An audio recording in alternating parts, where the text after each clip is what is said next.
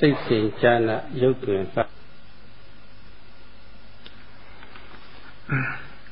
are discussing this expression. Shaping the mind will shape the body, or shaping the mind. Mind means mind process or mind stream, not just the mind. By shaping the mind, one shapes the body. The body becomes beautiful. Just with the practice of dana, kusala is not enough in order to sustain sila. Dana is not directly concerned with sila, moral conduct or morality. Sharing, it is just sharing one's belongings with others, in a way helping others for their prosperity, for others' prosperity, so that they are fulfilled with the needs. And it is not directly concerned with moral conduct. Now, if one helps in this way, with generosity, without regard for oneself, for one's own interest, and not expecting any worldly gains or fame, then one becomes free of lobha to some extent, free of greed. There will be no attachment. One becomes detached with the objects, with the materials shared. And you're helping others. When you help others, you possess these two wholesome mind states, namely metta and karuna, loving kindness and compassion. Only by possessing metta karuna, you can help others. As you go on helping much in this way, you become the possessor of metta karuna. Because you are looking at the happiness and prosperity of others, not wishing them to suffer. If one has greed, one becomes greedy to an extreme case of greed. This is what is meant. Not just simple wanting, but extreme case of wanting, extreme case of greed. Then one will become so greedy and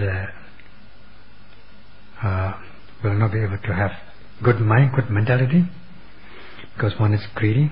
One will be defiling oneself. And if one has anger or dissatisfaction to the extreme, then also one can be led into transgressive actions by body and speech, violent actions. So with dana, generosity, you can reduce lobha and dosa to a certain extent, and leave the door open to moral conduct, to practice moral conduct, leaving the way open towards the practice of moral conduct. With the concept, right concept of the law of karma, that good becomes good, bad becomes bad, then one will not do unnecessary, unskillful things. One will abstain from unskillful deeds. Like, for instance, abstain from taking intoxicants. They are just nonsense, not necessary. They are not essential things for life. So in this way, doing dana, reducing lobha and dosa, gives the way, opens the way to sila, and very helpful for moral conduct. Hence, dana kusala opens the way for the practice of sila. It's very helpful in the practice of sila. Otherwise, if you just do dana in ordinary way, without loving kindness and compassion, then even with dana you can commit unwholesome deeds. Usually does. There are many such people in the world. And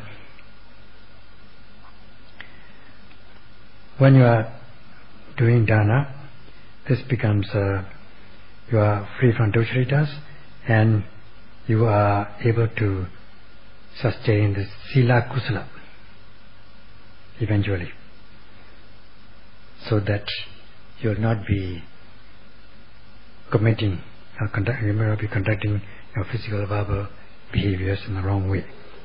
They become properly shaped, properly fashioned, until when you continue to do this and come to the practice of high level discipline of the way of mindfulness, which cultivates the mind and insight, noting continuously like a current,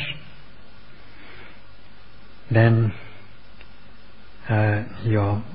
by shaping your mind in this way, mind stream in this way, you will be shaping your physical appearance or the body. Then you are said to be adorning yourself with sila, so that your physical verbal behaviors will become more and more pure in an extraordinary manner, shaping and fashioning your physical and verbal behaviors. When you do such things, starting with good dana and sila, then you become beautiful, because your body is properly shaped, beginning with the beautiful face. Even if you are initially ugly, you will become beautiful. You will shine bright. Hence, it is said, by shaping the mind stream, one's body becomes beautiful, or one purifies the body. And in this connection, out of the 4 wheels, Cakka, Sadhu Cakka, Sampatti Cakka, Atasma Panidi, right self-cultivation is most important in shaping and purifying one's life.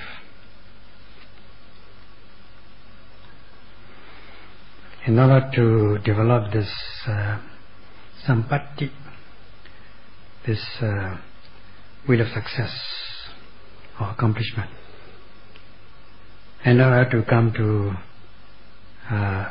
reach or to come to a favorable circumstance, the Buddha has said that first of all, one must come and live in a suitable location, Patirupa Disavasa, where one can find or one can get kusala, meritorious deeds, good deeds, wealth, education, and so on. And out of these things, kusala is most important. Good deeds to cultivate one's behaviors, so that one becomes real human being, possessing human knowledge, and can live like a human being, which is most important. That's why we should give preference to the performance of good deeds rather above the earning of wealth and education and other things. So to this end, one must be able to choose the right place, a suitable place where one can perform kusala. Once one gets there, one is said to be well grounded in one's life. Once you get there, you have the opportunity to meet virtuous people like your good parents and good teachers, good friends, good companions, Saburi Vasya or Nisya. Saburi Vasya or Nisya. It is depending on being able to depend on the good people, virtuous people. one cannot deny that this dependence on good people is connected with coming and living in a suitable location, Paṭiṭṭapasa. And because of this Nisya or Vasaya, initially one possesses Saddha and Chanda, faith and zeal, desire to undertake the practice, to cultivate oneself. Then one will cultivate one's behaviors, especially cultivate the mind or mind process or mind stream, leading to properly shaping one's physical and verbal behaviors. That is Atasamapaniti, self-cultivation, right self-cultivation. Hence, this wheel of Atasamapaniti, right self-cultivation, is connected with Sabrisubha, Nisya or Vasaya, dependence on the virtuous or good companions. Because you have the chance to meet the good companions, you are able to perform right self-cultivation, Atasamapaniti. Because of this wheel of Atasamapaniti, one can cultivate one's mind, one can perform this dana kusala, purify one's mind, so that one's physical, verbal behaviors will become pure, and that also is gaining kusala. Especially when one practices the lofty Satipatthana practice, which guarantees real peace and happiness. You have the chance to do so. So one cannot deny that this dependence, because of the dependence on the virtuous and right self-cultivation, now you are able to perform good deeds.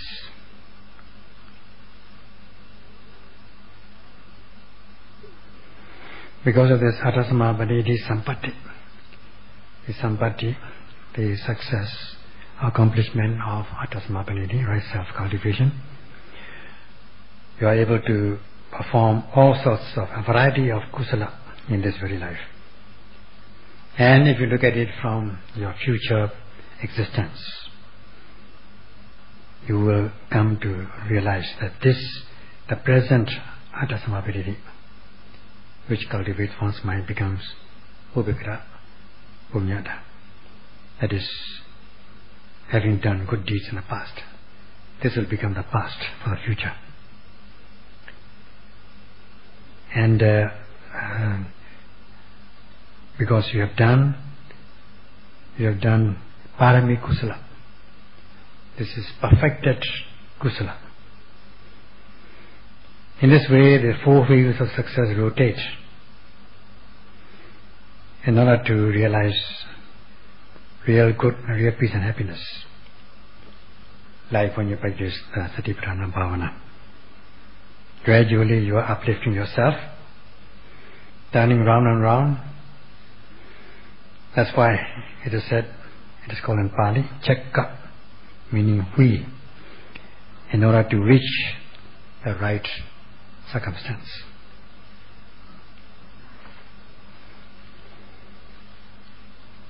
So the virtuous people of the old days, the ancients, have said this like a maxim: because of the previous good, the present is good. Because of the present good, the future will be good. The past good means Upekkara Punyata, having done good things, good deeds in the past. Although we cannot know what we have done in the past, because we don't possess the extraordinary knowledge, but judging from the present good, that we have the chance to practice good deeds, we can say through logical deduction, pranumana, that it is quite evident that because of the past good, because we have done good things in the past, that we have the chance to do good things in the present. Such as Parirupa Disafasa coming to a suitable place, and Saburi Supanisya or Vasaya, associating with the virtuous, good people, and Attasamappaniti, right self-cultivation. Now, after listening to the sublime Dhamma, we shape ourselves, that is right self-cultivation, and what we do in this life will also lead to the future good, and we will be able to do good things in the future. In this way, the wheel of success rotates. That is the worldly sense. However, it is necessary, it is essential that this wheel should not break, so that your kusala will also break. It is necessary to let it rotate all the time, continuously. And to do so, just dana and sila, performance of dana and sila, is not enough. Even samatha, to the extent of attaining supernormal powers and bhinyas, is not enough. They can be disrupted anytime. This machine can break down anytime. So, to be able to possess this kind of wheel of success in all our existences, we need to practice what is known as mega brahmacharya, good deeds, noble deeds,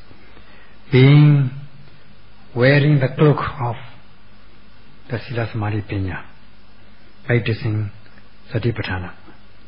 And it is necessary, it is important to have the chance to practice satipatthana, which is in a sense the sila samadhi panya. Here you are having good chance, good opportunity, and as much as you practice this mega brahmacharya, noble practice, and also while we are in the Buddha sadhana, Buddha in the fortunes of Buddhism is here. That is the Buddha's teaching, Buddha's dispensation, in the period of Buddha's dispensation, Bodhopada. So when we have these two things, mega brahmacharya and Bodhopada, good practice and Buddha sadhana, when these two things are here, we have the chance, and we should not miss this opportunity, so that yogis can shape their mind stream to beautify their life.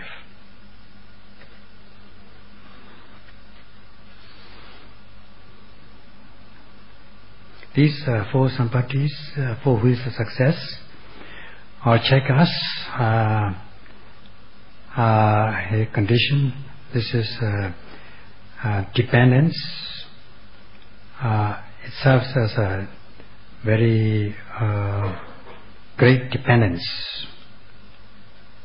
especially for the high-level practice. In other words, high-level practice depends very much heavily on this four sampattis. This explains yoniso abhoga, right attitude, right ideas. And this is similar to yoniso manasikara, which we have said very often. Right attention, right consideration. This gives you right attention, right consideration, right attitude, right ideas, right thoughts. This is the correct, what is correct or not. One can always make a judgment. As you go on practicing this high level kusala, out of four sambhajanya, awareness, clear awareness or clear understanding, the first two clear understanding or clear awareness, namely sadhaka sambhajanya and Sappaya Sampajanya. Saddhaka Sampajanya means judging whether a thing, an undertaking, whether it's speaking or doing, acting, is beneficial or not, whether you are doing for oneself or others, such as Saddhaka Sampajanya, the awareness, a clear understanding of the benefit or otherwise of an undertaking. Whether excuse me, whether it conduces to development or not, you can make a judgment. So you are able to discriminate between what is beneficial or what is not beneficial. If it's beneficial, you can undertake it. If it's not beneficial, you just leave it. Now, if you do something which is beneficial, if you observe beneficial things, then there will be no harm. If you do things which are not beneficial, then you will be harmful. It will be harmful. If you do something beneficial, then it will conduce to your development and prosperity. So, for this, such things depend on this kusala, and this gives this dependent on this kusala is dependent on this judgment. Then also the next clear awareness, sampajanya, namely sappaya sampajanya. Even if it's beneficial when you do it, you have to make a judgment. You have to think whether this is suitable or not. So these two things, one is beneficial or not, and the other is suitable or not. Suitable or not is sappaya sampajanya, the clear awareness of the suitability. So even if something is beneficial, if it's not suitable, you will not undertake it. So in the world there are many things which are beneficial but not suitable. Let us say for the monks, they give discourse, and they give the suitable time for them to give discourse is such a time when everything is, the atmosphere is quiet and the atmosphere is suitable and people are prepared to listen. If people are not prepared to listen, even if a monk's discourse may be good, nobody will listen to it and it won't be suitable. If you go in the street and shout, and they won't listen, then it will be of no use. So the circumstances must be conducive for the monk to give a discourse, that is suitability or not, that is given by the sappaya sampajanya, clear awareness or understanding of suitability. So we have to make a judgment whether it is beneficial and suitable. If it's beneficial and suitable, you do it. And even if it's beneficial, if it's not suitable, you don't do it.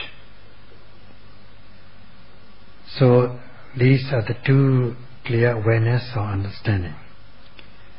These two things, awareness,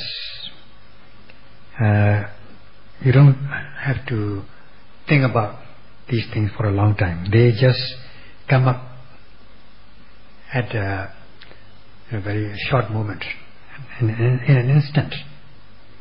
They come up in your mind. You don't have to look through your books or think over it, for a long time. It comes up in an instant with your own experiential knowledge, with your own personal knowledge. Such is the benefit of the practice of Satipatthana. So, such is a right such a right attitude, right consideration, right ideas, right thoughts. And for this, do some jhanas, do clear awareness or clear understanding are essential. These two things are also called nipaka, that is prudence, which has reached maturity, matured or highly developed prudential knowledge. So this prudential consideration is very essential for everybody, both in the worldly affairs as well as in Dhamma or spiritual affairs, spiritual matters. It is also called Patihariya Panya, that is knowing whether an undertaking is beneficial and suitable or not. And this will serve as your pocket wisdom. I mean, a kind of wisdom you can put in your pocket and carry it all the time with you. So I just call it pocket wisdom, like a pocket dictionary.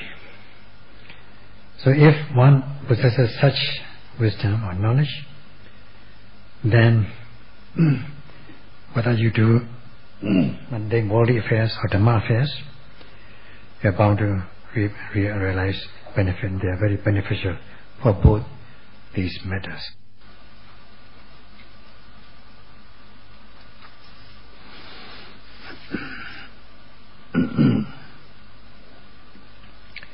So to come to this assured circumstance, it is necessary to practice this Arasamappaniti, right self-cultivation.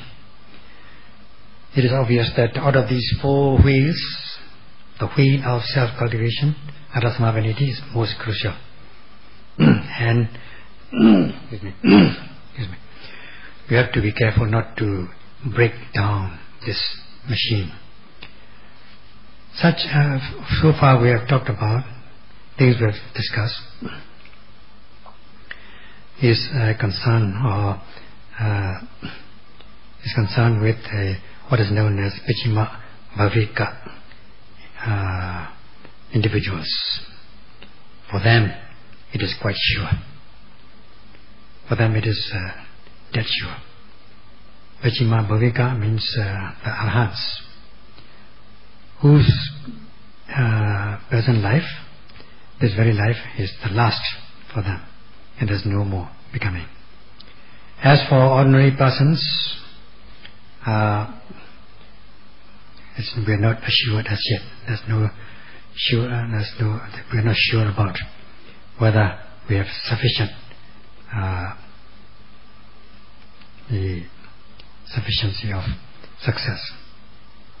As for these Pachima Bhavika, whose existence is the last one, namely the Arhants, for them it is sure. That means they are sure of possessing this prudence and clear awareness and things like that. And even if they move about, even these Arhats, whose existence is the last one, move about among the crowd, at least volitionally speaking, they will not make any mistakes. And they don't have to apply or activate sati purposely, because they are always mindful automatically. Like a skilled driver driving a brand new car with good engine, knowing the traffic rules and driving along the traffic-free road, along the track at normal speed, being fully conscious of the traffic rules.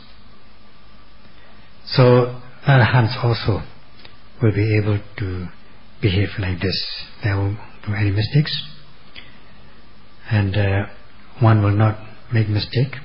So one will not suffer, others will not suffer also. Such is the nature. So once one is fulfilled with these four Sampattis, one can possess wonderful ideas and thoughts. Just one's life also is straight. One can walk straight throughout one's life without any mistakes in oneself. Because one does not make mistake by oneself, one will not suffer, and others also will not suffer because of one's mistake. How nice will such a life be? But such things will not happen to ordinary individuals. Only when you can practice and to a satisfactory stage, this high level discipline of the way of mindfulness, shaping the mind, purifying the body, will be able to possess to some extent, even if one has not become an arahant. One can control oneself so as not to make mistakes. And so long as this wheel of Adasmapanidhi, wheel of right self cultivation, is rotating, one is bound to reach conducive, good, suitable circumstance, and such is Sampatti.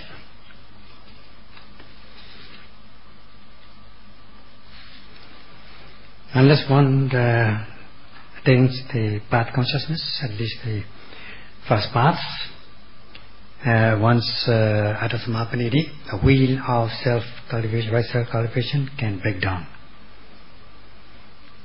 As for Putujanas, ordinary beings, it is never sure. Today, he or she may be a good person, and tomorrow, not a good person. In this life, he or she may be a good person, and the next life, a bad one. Never sure about his or her life. So this is this story during the Buddha's time, in this connection, the story of Devadatta, who was the Buddha's cousin as well as brother-in-law. He was able to possess some sampattis, such as Parirupa Desavasa, coming to a suitable location, having a chance to meet with the Buddha, and have a chance to listen to the Dhamma, and have a chance to meet with Sangha. Actually, he was one of the Sangha. Quite obvious. He can also rely upon the Buddha.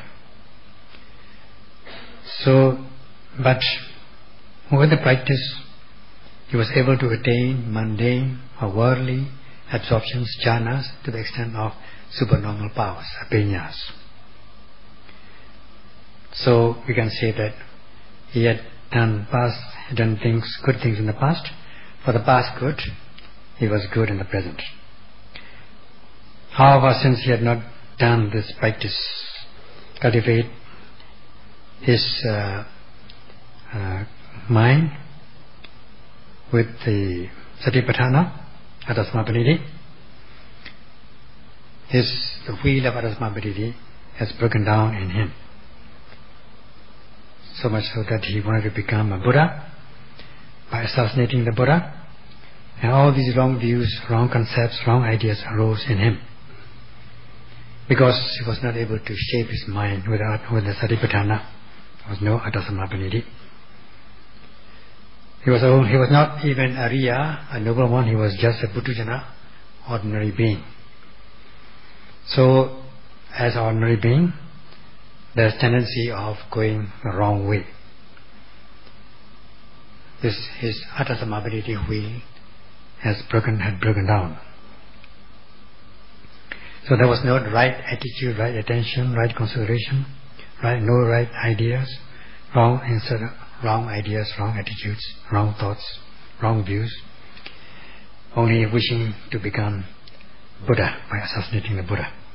So he was going the wrong way without this Adasmapanidhi, never coming to a good circumstance, good situation. Instead he had come to a bad situation, known as Vipatti, not Sampatti, reverse of Sampatti. This is just one example.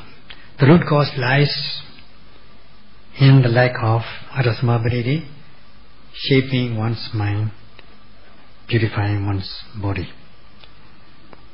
And only when one can practice to the stage of noble stage, Ariyahood,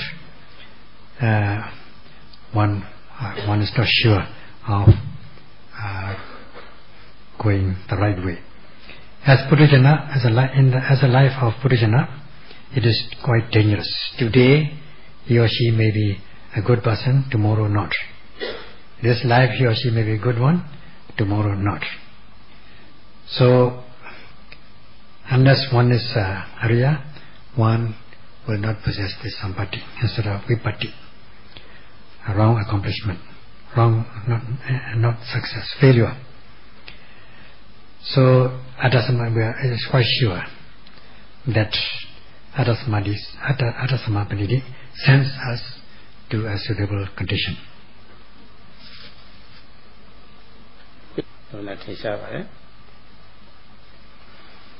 During the Buddha's time, there is another example. The story of Ajatasattu, who possessed paramis, perfections, because when Buddha preached him one night this discourse known as Samanyapala, the fruits of monkhood, he could have become a Sotapanna. He had enough parami to realize that, to attain that stage after the discourse of Samanyapala, the fruits of monkhood. However, because of his patricide, killing his father, he was prevented from attaining this stage. He lost this chance. So it is obvious that although he had a good deeds done in the past, Pubhikara Punyata, he could not gain the benefit of it.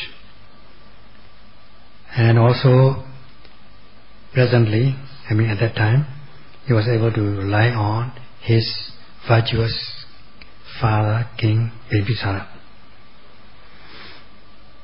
But he was associating with a bad guy, Devarata. So, because of his wrong association, he became a foolish person, because he was not able to depend on a wise person. Instead, he was associating with a bad person like Devarata. He was plotting. He plotted to kill his own father, while Devarata plotted to assassinate the Buddha.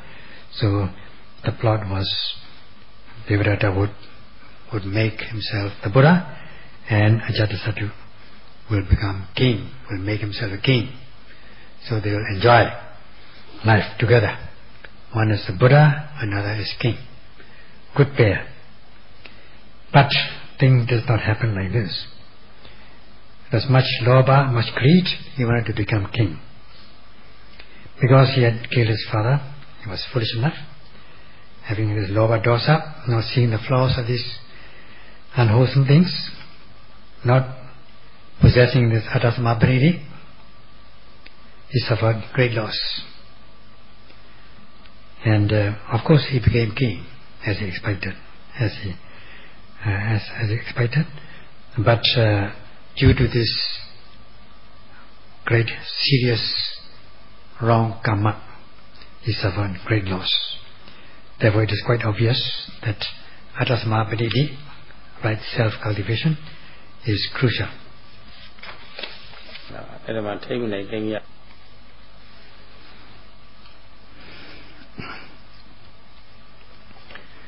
So, if the Buddhajanas, ordinary beings who are thick with kilesas, defilements, will be deficient in their reasoning power, prudence, if they remain uncultivated, especially with the bhavana, if they are not cultivating their behaviors, if they don't improve themselves,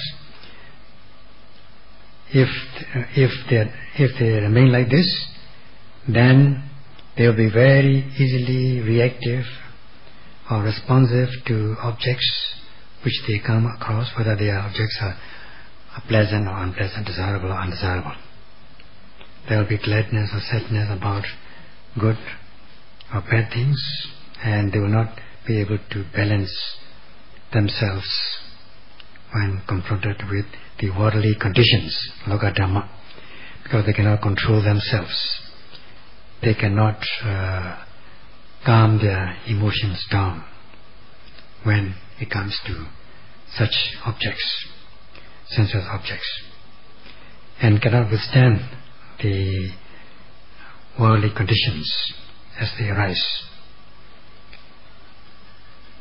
Because they cannot control themselves, this is quite dangerous.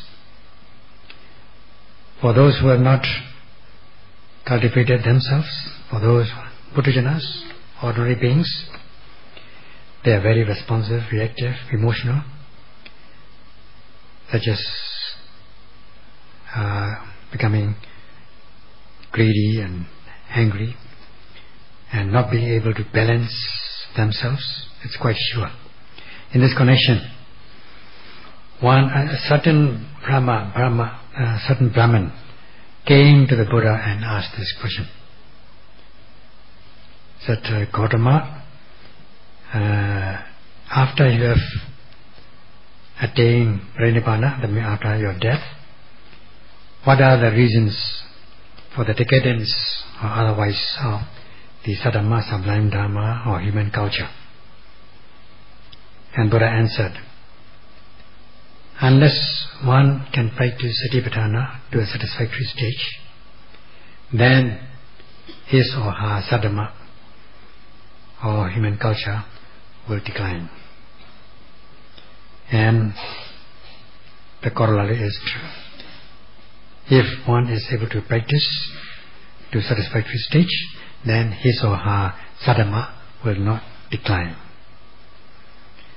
So the commentaries also add to this statement, the Buddha's answer, that whoever he or she may be, monk or lady, even during the Buddha's lifetime, if one cannot practice Satipatthana satisfactorily, then his or her Saddhamma, human culture, or physical, verbal, mental behaviors are bound to decline.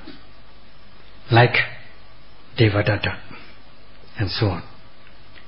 Even if they have attained Lokiya jhanas, mundane absorptions, and they become so conceited, such persons like Devadatta could become so conceited as he wanted to become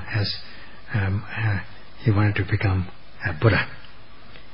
So because one has not shaped one's mind stream correctly, rightly, one is compared even to the worst individual like Devadatta.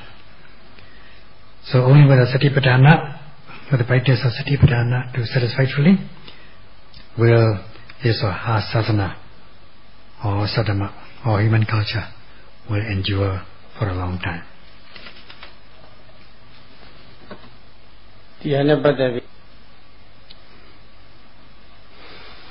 Well, this is a story at the Buddha's time, but the current at the present time. If you have not heard this story, maybe you have heard the story, but if you have not heard, or if you have heard, just listen. This is about a yogi in America. When he was of good age, he got married, and his living condition was good, but he could not sustain the 5 precepts. He did all sorts of dujritas. So at that time he thought that something was missing in his life.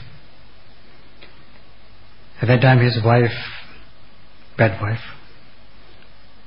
of course, took his money away, took all his property away, and he was left poor without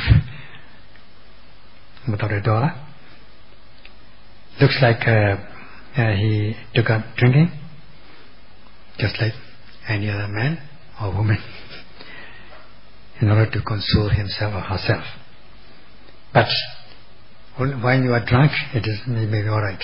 You are sort of uninhibited. But after the drink is gone, then the bad ideas, misery will come back again. So there's nothing to rely on in his life. So he met a new woman who later became his wife. This woman, she put him on the right path, Dhamma path, the Satipatthana. It is, in essence, Atasmapaditi. He didn't say so at that time. Atasmapaditi only came to us only now, very recently. So he was able to shape his mind, beautify his body. So his mind, his attitude becomes straight, good mind, and he married this woman. Then after he was married, after he got this new wife, he became very prosperous. He could earn a lot of money. Previously he was not able to withstand these worldly conditions. Now he was able to do so. He didn't react to adverse conditions. He was able to control himself. He was able to maintain balance. So now he said he found the solution to his life's problem. That's what he said. So this practice of Satipatthana can shape your mind. You can find a required solution to life's problem. That is, if you have this Atasmapaditi, you can assume the right attitude, right idea, right consideration, and being fulfilled with sila, your moral conduct also becomes straightened, cultivated, and so as your mind becomes concentrated, still, and knowledge also arises. This is Patihariya Panya. That is knowing or judging whether an undertaking, whether a task is beneficial and suitable or not beneficial nor suitable. This is fulfillment of one's life. This gives rise to real peace and happiness. Though one may not possess a large amount of wealth, peace of mind is what is essential. So Satipatthana is a sure path, is a sure practice to lead you to good path instead of the wrong path. Satipatthana practice will show the right path instead of the wrong path. It will show the path to cultivate your mind and the body, and whoever walks this path is bound to realize the benefit. If one can walk satisfactorily, one can get the benefit many more times than what you can expect to get. Leave alone the next life. Even in this very life, you are bound to realize that benefit. But if you walk the wrong path, if you walk the Satipatthana path, the right path, by walking the right path, you are bound to reach the right destination. That's the end.